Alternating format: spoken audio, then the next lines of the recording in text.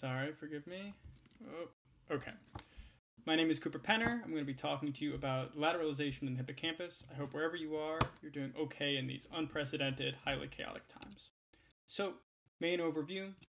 We have invasive recordings in humans, LFP and single unit, 41 people. We found that the right hippocampus has significantly more visually responsive neurons, as well as more neurons locked to local theta rhythms in the right hippocampus. This was predominantly driven by these putative fast-spiking interneurons I'll talk a little bit more about. Left hippocampus just has higher theta power writ large. And then we can predict memory performance with spike field coherence, so phase preference of individual neurons in the left hippocampus, but not the right.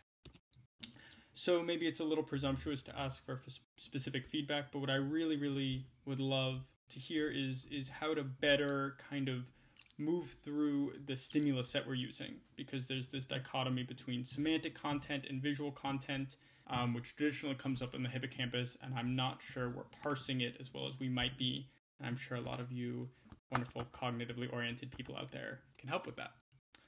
So background, really just quickly going through stuff. Lateralization is everywhere. Behaviorally, you can see this kind of handedness in all sorts of animal species.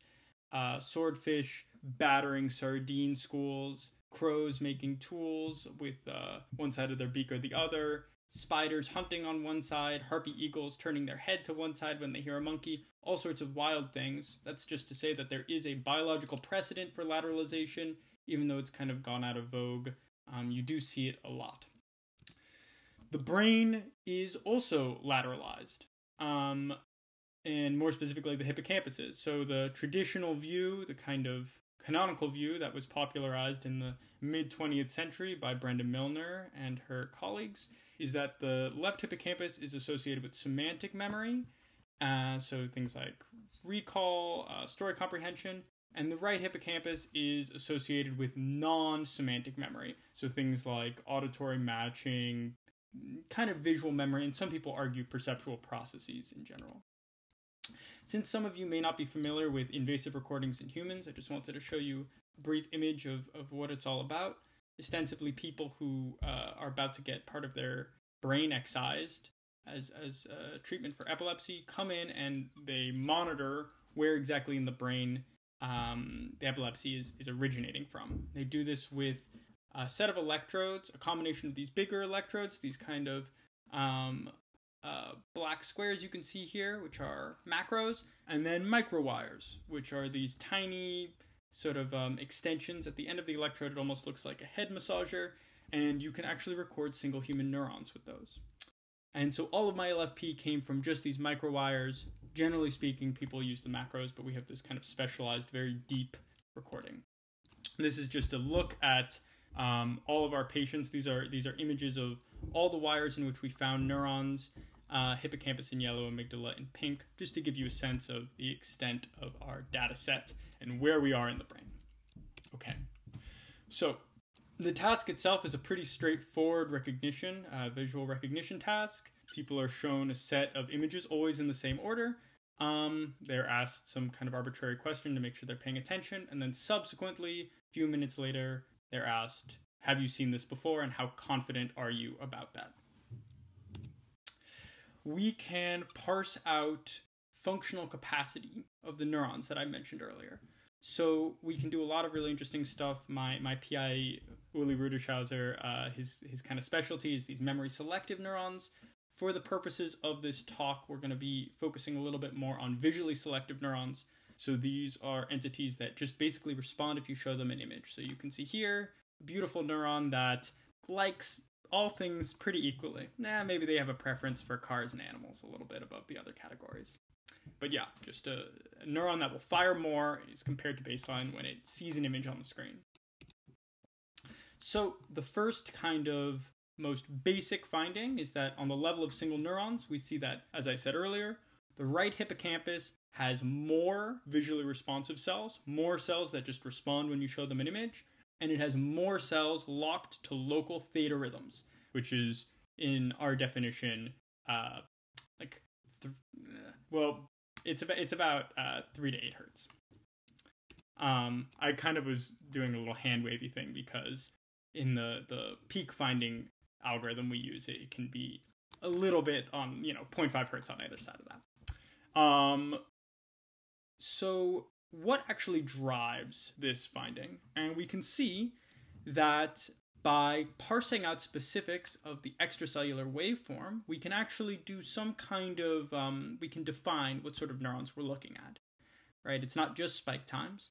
The way this is most simply done is by taking the distance between the spike to the trough. And so if a cell tends to have a thinner spike, usually there's some evidence that it is a inhibitory interneuron, one of these fast spiking inhibitory interneurons. And we can see here that these visually responsive cells are predominantly in this category. Same with the theta locked cells. So there's kind of an interesting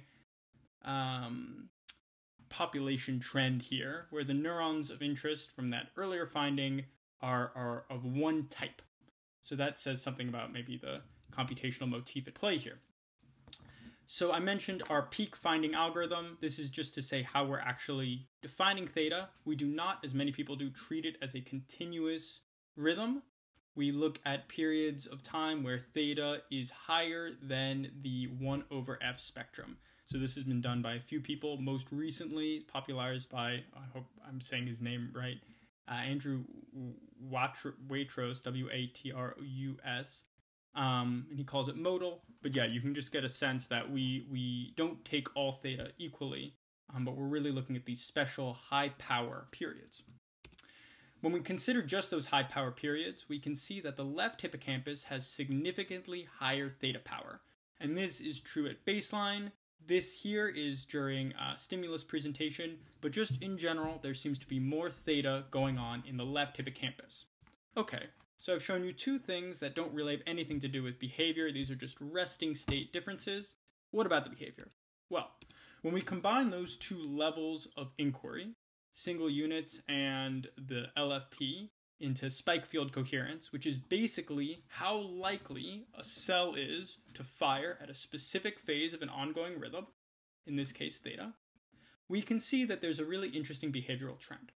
Our good performers tend to have an equal tendency for their cells to be significantly locked, to have a significant relationship between ongoing theta in the left and right hippocampi. So they're, in a hand wavy kind of sense, relying equally on the right and left hippocampus, or hippocampal theta. When we look at the poor and average performers, my definitions, poor performers are people who got less than 70% of the trials correct. Good performers are more than 75%. And I set a basement threshold of 60%. So if people are kind of guessing, they're excluded.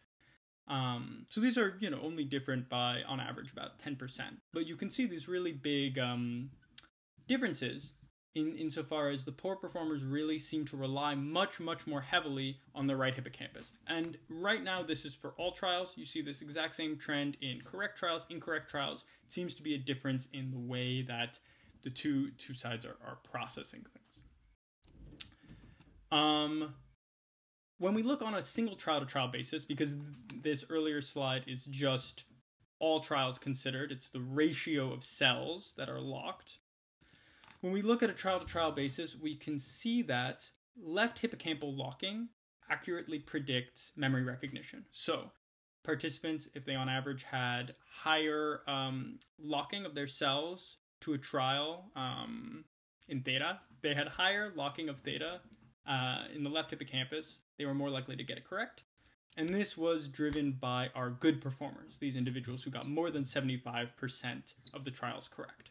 Okay, so there's some consistency here. We can see that in some way, left hippocampus is driving this effect. When cells are listening to their left hippocampal theta, left hippocampal cells listening to their left hippocampal theta, people tend to have more accurate memory. And we don't see anything of the sort in the right hippocampus. Okay, those are my findings. I hope I didn't speak too quickly. I'm a little harried. I'm kind of a Luddite, but I hope that made sense, and I hope you'll message me if it didn't. So, conclusion, we see differences in activity across many levels of many differences in different levels of neural activity. So single cells, LFP, and then spike field coherence. Left hippocampus unexpectedly drives these memory effects. So if we're going off the kind of canonical rule of thumb, we would expect it to be right hippocampus that's underlying visual memory. We don't see that. Kind of interesting. Again, I'd love to get into maybe the semantic content of these images to get a sense of why that could be. And then, just generally speaking, we should perhaps begin to view the hippocampus as a heterogeneous structure. From my point of view, it really was fruitful for my findings. And in general, if we're going to, create more complex interventions going forward, neural interfaces and whatnot, it would be beneficial to understand how the two sides might be accomplishing different computational tasks. And then just to close, I wanted to kind of boost some of my colleagues' work. It's been a really great year in the Rudischhauser lab, even if it's been kind of a monstrous year for the world. But if you're interested in these topics, there's a lot of beautiful work that's come out by my colleagues and friends, and you should check it out. Okay, thank you so much for listening. Hope you have a great day, and I really look forward to your feedback and criticisms. Thanks.